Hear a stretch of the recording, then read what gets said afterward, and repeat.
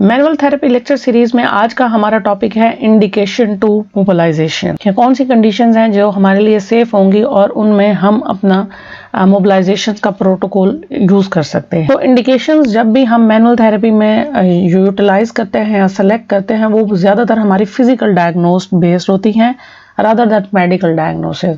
Mean जो हम अपने फिजिकल इवेल्युएशन, असेसमेंट और फिजिकल थेरेपी स्पेशल टेस्ट को यूज करते हुए फाइंड आउट करते हैं, उनके बिहाफ पर हम इंडिकेशंस बनाते हैं कि इधर patient is safe for mobilization और not. So first one is the restricted joint play. अगर पेशेंट को हाइपोमोबिलिटी है as well as abnormal end feel है, these are the two most important criteria for deciding if mobilization is indicated और not. Grade 3 stretch mobilization is indicated when a movement restriction or hypomobility has an abnormal end feel and appear related to the patient symptom। हम grade 3 stretch mobilisation तब apply करते हैं कि जब हमारे पास patient एक तो मूवमेंट रिस्ट्रिक्शन भी हो, रेंज ऑफ मोशन कम हो, हाइपोमोबाइल हो पेशेंट का targeted area, as well as उसमें एबनॉर्मल एंड फील भी हो, mean soft, firm and hard end feel के अलावा कोई और एंड फील हो। उसके साथ पेशेंट को सिम्टम्स भी आ रहे हों।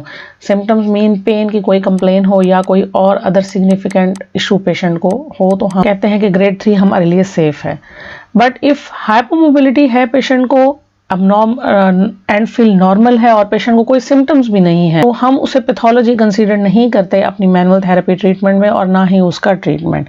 इन केसेस में मोस्टली क्या होता है कि पेशेंट को जो रिस्ट्रिक्शंस आ रही हैं वो मोस्टली कॉन्जेनिटल एनाटॉमिकल वेरिएशंस की वजह से आ रही हैं, या पेशेंट के जो कंप्लेंट्स हैं वो secondary to that area, issue किसी और एरिया का है और वो चीज़ रेफर होकर पेशेंट को वहाँ पर कंप्लेन कॉज कर रही है।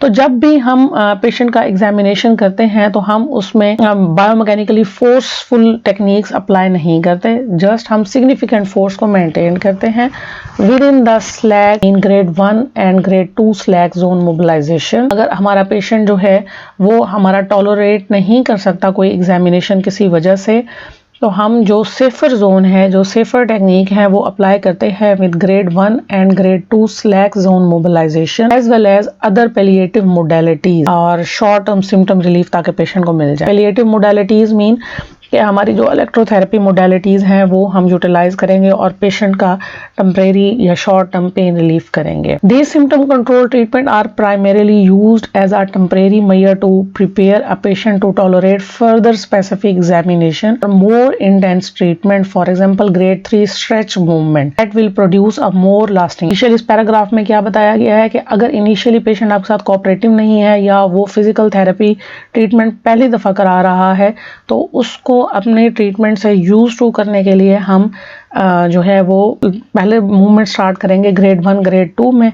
जब पेशेंट का जो है वो टेम्परेरी रिलीफ हो जाएगा, पेशेंट हमारे पे ट्रस्ट करेगा, तो नेक्स्ट हम अपना ट्रीटमेंट और एग्जामिनेशन ज़्यादा स्पेसिफिक और इंटेंसिव करेंगे और उसे ग्रेड 3 स्ट्रेच मूवमेंट या स्ट्रेच मोबिलाइजेशन की तरफ लेके जाएंगे।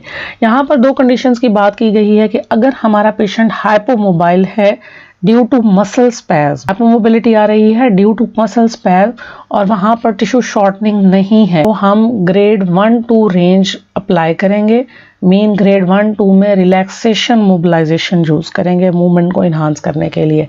बट इफ पेशेंट का एक्सेसिव जॉइंट प्ले है, मीन हाइपर मोबिलिटी है और स्टेबलाइजिंग मेजर हम यूज करेंगे मीन मूवमेंट को लिमिट करने के लिए, क्योंकि पेशेंट का ऑलरेडी एक्सेसिव जॉइंट प्ले है, पेशेंट हाइपर मोबाइल है। अगर हम उस पर अगेन उसकी मूवमेंट को इन्हांस करने के लिए ग्रेड 2 ट्रांजिशन जोन में जाएंगे या ग्रेड 3 स्ट्रेच मोबिलाइजेशन चूज करेंगे, तो पेशेंट का स्ट्रक्चर स्टेबिलिटी की तरफ जाना शुरू हो जाएगा। तो इसलिए हम जब पेशेंट रिप्रेजेंट करेगा विद हाइपर मोबिलिटी या एक्सेसिव जॉइंट प्ले, तो हम ट्राई करेंगे कि पेशेंट को स्टेबलाइजिंग मेजर यूज करें are indicated and grade 3 stretch mobilization उस कंडीशन में कॉन्ट्रा इंडिकेटेड हो।